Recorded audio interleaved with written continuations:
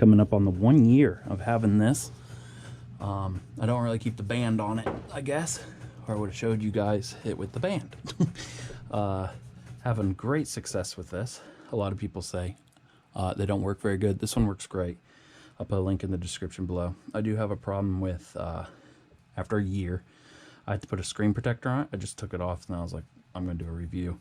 It's a certain type of plastic. It's not glass or anything, and it scratches so easy.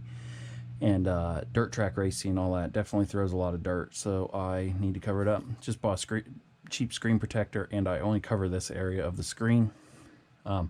Most people would say, who cares about a scratch? But when you're out in the sun, the scratches make it so you can't even see it.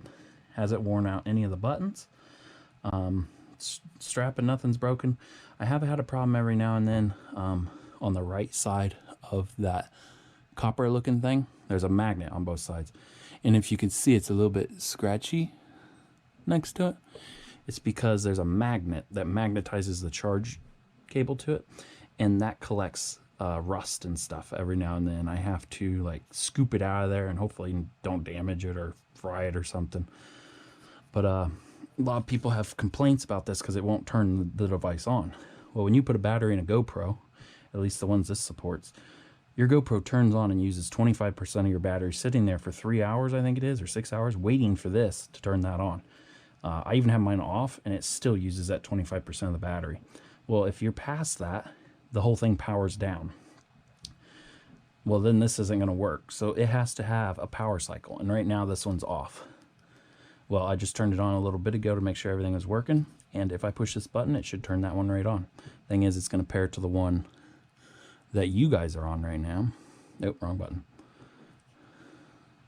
Fully charged. It's communicating. It should be turning that one on, and it will connect to the one you guys are on. There, turned on. That's because I had it through a power cycle, and it was sitting for the next 6 hours, I think it is, waiting to be turned on. It's remote smart connected. Now it's going to come up here and say that it's connected to 2 devices pretty soon. Actually, I don't know what that icon's at the top. Probably saying that, oh, there we go, 2 cams, because it just connected to the one you guys are on right now. Now I can't push that button to shut this down because it'll shut down this and the one you guys are on.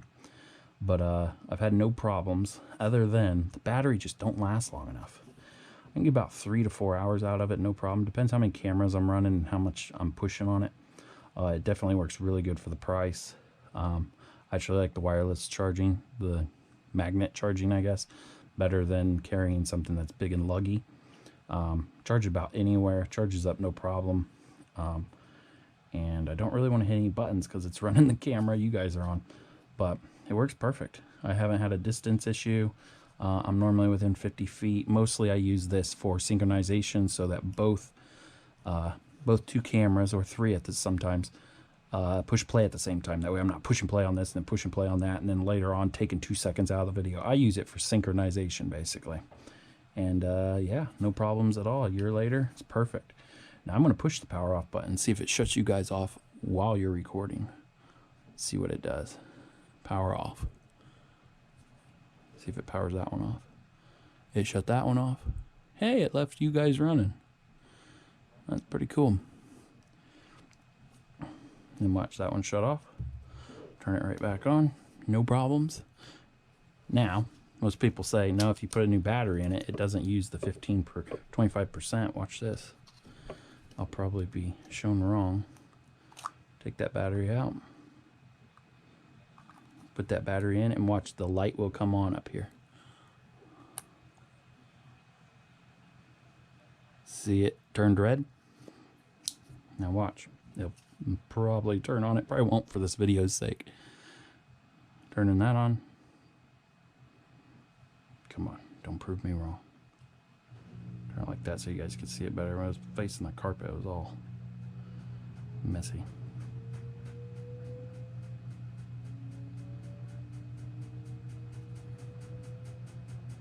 Of course it's not going to show it. Okay, so it didn't turn it on this time. But if I turn it on manually, it should come up on here. It's on now, you guys can see that a little bit. It should come up here and say 2 cameras paired pretty soon. That's the recording of the one you guys are on right now.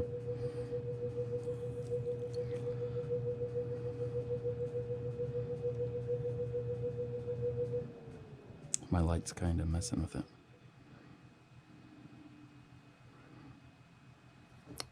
Of course, it's going to give me problems when I'm trying to. Maybe I'm just not patient enough.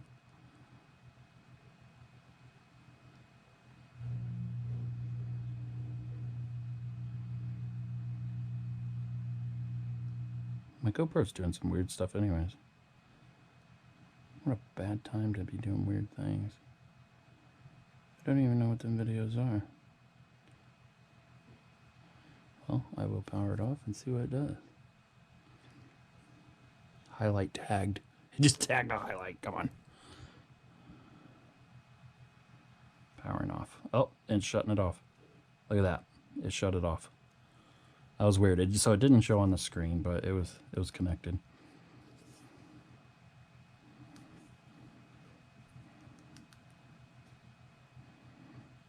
There we go. It's back on. I guess it's kind of favoring the first one. I've never used it in the way I just showed you guys. Normally I'm turning them on together. So if I hit this button, it will quit recording to you guys.